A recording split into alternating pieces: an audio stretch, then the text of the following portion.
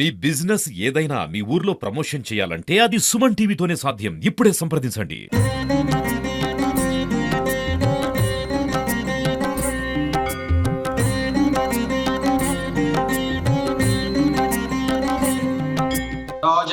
జపం మారుతతుల్యవేగంజితేంద్రియం బుద్ధిమతాం వరిష్టం వాతాధ్వజం వానర యూతమగ్నం శ్రీరామదూతం శిరసా నమామి. ఈరోజు భీమున మల్లారెడ్డిపేట వీరాంజనేయ స్వామివారి దేవస్థానంలో మాఘ అమావాస్య సందర్భంగా జాతర మహోత్సవము అత్యంత వైభవపేతంగా నిర్వహించడం జరుగుతుంది.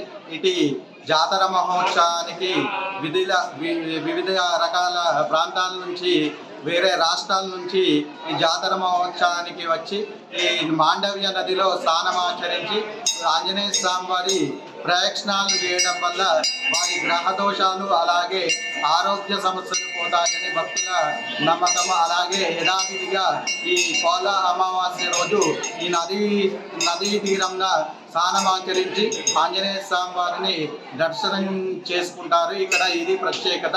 అలాగే ఈ భీమున మల్లారెడ్డిపేట వీరాంజనేయ స్వామి వారి దేవస్థానంలో ఈ ఆంజనేయ స్వామి వారు 7.5 అడుగుల ఏకశిల విగ్రహం. ఇక్కడ ఆంజనేయ స్వామి వారు పడవట ముఖంగా మనకు దర్శనం ఇస్తాడు. ఇక్కడ మనం ఆంజనేయ స్వామి వారి చూపు నిరంతరం మనకు ఎదురుగున్న రాముల వారికి పాదాలకు నిరంతరము చూస్తున్నట్టు మనకు దర్శనమిస్తుంది. ఇక్కడ స్థల పురాణం ప్రకారం పూర్వము 6000 సంవత్సరాల కింద రామాలయం వెంకటేశ్వరాలయమే మాత్రమే ఉండదట. ఈ రామాలయం వెంకటేశ్వరాలయానికి నిత్యము ధూపదీప నైవేద్యం అవుతుంటే కొంతకాలానికి ఆ ధూపదీప నైవేద్యము కాకుండా ఒక బ్రహ్మరాక్షసి ఎక్కడైతే మనం ఆంజనేయ స్వామిని చూస్తున్నామో అక్కడ రాయి చెట్టు మీద బ్రహ్మరాక్షసి ఉండి ఆ బ్రహ్మరాక్షసి నైవేద్యాన్ని ధూపదీప నైవేద్యం రాముల వారికి కాకుండా అడ్డుపడేదట. కొంతకాలానికి నైవేద్యము అర్చకులు తెస్తూ ఉంటే ఆ నైవేద్యము పాడవడము బలంగా మారడము జరుగుతుందట. వీరు ఊరు వాళ్ళు అలాగే అర్చకులు స్వామి మేమేమన్నా అపరాధం చేశామా, ఎందుకోసం ఈ నైవేద్యం బలంగా మారుతుంది, దీనికి కారణం ఏమిటి, మాకు పరిష్కారం చూపము అని ఆ రామాలయంలో ఆ రోజు నిద్ర చేశారట.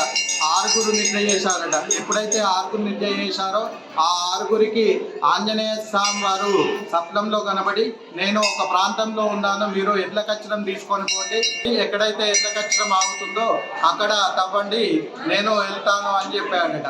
ఆ స్వప్నంలో 6కి ఒకే రకంగా స్వప్నంలో చెప్పడం వల్ల ఇది నిజమే అనుకొని 6 తెల్లారి ఒక ఎడ్ల కచ్చరం కట్టుకొని 16 గంటలు ప్రయాణం చేశాక ఒక ప్రాంతంలో ఆ ఎడ్ల కచ్చరం ఆగిందట. ఆ ఆగిన దగ్గర తవ్వితే ఈ 7.5 ఏకశిల విగ్రహం మనకు అక్కడ దొరికిందట. ఎప్పుడైతే ఆ విగ్రహం ఆ ప్రాంతంలో దొరికిందో ఆ ఊరు వాళ్ళు ఈ స్వామివారిని మేము ఇక్కడే ప్రతిష్ఠించుకుంటాము, స్వామివారు స్వయంగా ఇక్కడ వెలిచాడు కదా, మీరు తీసుకోవడానికి లేదు అని వాళ్ళు అభ్యంతరం చెప్పి వాళ్ళు 16 గంటలు 16 బండ్లు కట్టి ఒక రోజు మొత్తము ప్రయత్నం చేశాక కూడా ఆంజనేయ స్వామి వారు ఇంచు కూడా కళ్ళలేదట. ఎప్పుడైతే మల్లారెడ్డిపేట గ్రామస్తులు స్వామి నువ్వు వస్తానంటే మా గ్రామానికి తీసుకెళ్ళి వెళ్తాము అని చెప్పగానే ఆ స్వామివారు ఈ 6 ఎవరైతే వెళ్ళారో 6కి అమాంతం లేచాడట. ఆ అమాంతం లేపి వీరు తెచ్చిన ఎడ్ల కచ్చరంలో పెట్టి ఈ గ్రామానికి 16 గంటలు ప్రయాణం చేసి గ్రామానికి వచ్చారట. ఎప్పుడైతే ఈ గ్రామానికి పొరమేళ్ళకు ఆంజనేయ స్వామి వారు రాగానే మనం చెప్పుకున్నట్టే ఇక్కడ రాయి చెట్టు ఉండేదని చెప్పుకున్నాం కదా, ఆ రాయి చెట్టు మీద ఉన్న బ్రహ్మరాక్షసి ఆంజనేయ స్వామి వారు ఊరు పొరమేళ్ళకు రాగానే భస్మమైందట. అందుకోసమే ఎప్పుడైతే ఈ రాయి చెట్టు భస్మమైందో ఆ ప్రాంతానికి రాగానే ఆ ఎడ్ల కచ్చరము కళ్ళడం లేదట. కళ్ళపోవడం చేత ఆ కచ్చరంలో నుంచి దింపి నిలబెట్టిందే ఈ విగ్రహము.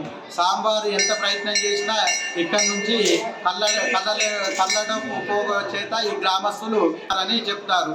ఇక్కడ 2 నిరంతరము ఎదురుగా రాముల వారి పాదాలకు ఉంటుంది, అదొకటి ప్రత్యేకత. అలాగే ఎక్కడైతే బ్రహ్మరాక్షసి ఉందో ఆ బ్రహ్మరాక్షసి భస్మమైన ప్రదేశంలోనే స్వామివారిని ప్రతిష్ఠించుకున్నారని చెప్తారు. అలాగే ఇక్కడ ప్రవహించే నది పేరు మాండవ్య నది. ఈ మాండవ్య నది ఎందుకు వచ్చిందంటే మాండవ్య ముని ఇక్కడ తపస్సు చేశాడట ఆంజనేయ స్వామి వారికి.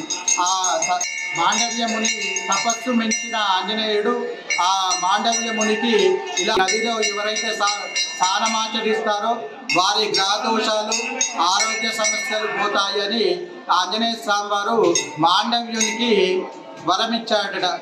కాలక్రమైన ఆ మాండవ్య నది మానేరుగా పేరుగాల్చింది. ఈ భీముని మల్లారెడ్డిపేటగా ఈ ఊరు పేరు. ఈ భీముని మల్లారెడ్డిపేట అని ఎందుకు వచ్చిందంటే ఇక్కడ పంచపాండవులు సంచరించారనే ఆనవాళ్ళు ఉన్నాయి. ఇక్కడ పంచపాండవులు అన్నదమ్ములు చిర్రకోని ఆడుతుంటే చిర్ర అనేది ఒక బండ కిందకి వెళ్ళిందట.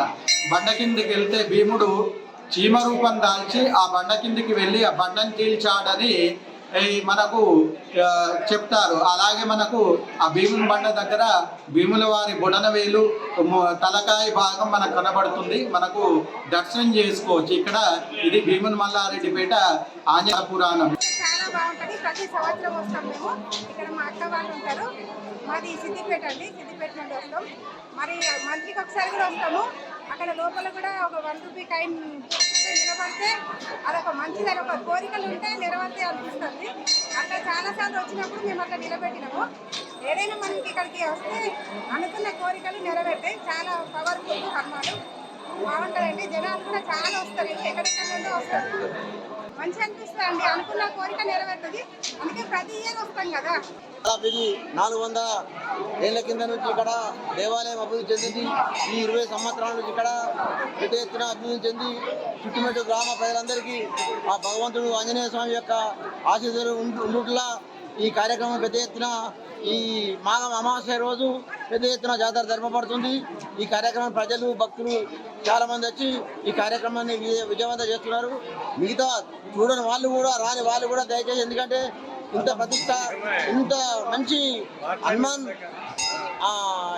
దాదాపు ఒక కొండగట్టు తర్వాత హనుమాన్ భక్తులు ఇక్కడ భీముని మల్లర పెట్టిన ఉంటుంది. మేము దాదాపు ఒక 5 సార్లు మాలలు వేసినాము. ఇక్కడ పంతులు గారు కూడా మంచి పండితుడు, పురోహితుడు, చాలా మంచివాడు.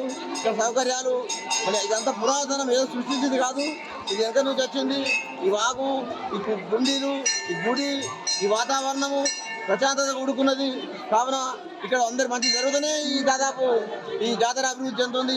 ప్రతి ఒక్కరికి ఈ దేవుని దర్శనం చేసుకొని ఇక్కడ రామాలయము మరియు శంకరుడి గుడి, ఆంజనేయ స్వామి గుడి, దీనికి పేరే భీముని మల్లారెడ్డిపేట పేరు వచ్చింది. కావున ప్రజలందరూ ఈ జాతరను, ఈ భగవంతుని దర్శించుకొని ఆశీస్సులు పొందాలని చెప్పి కోరుకుంటున్నాం.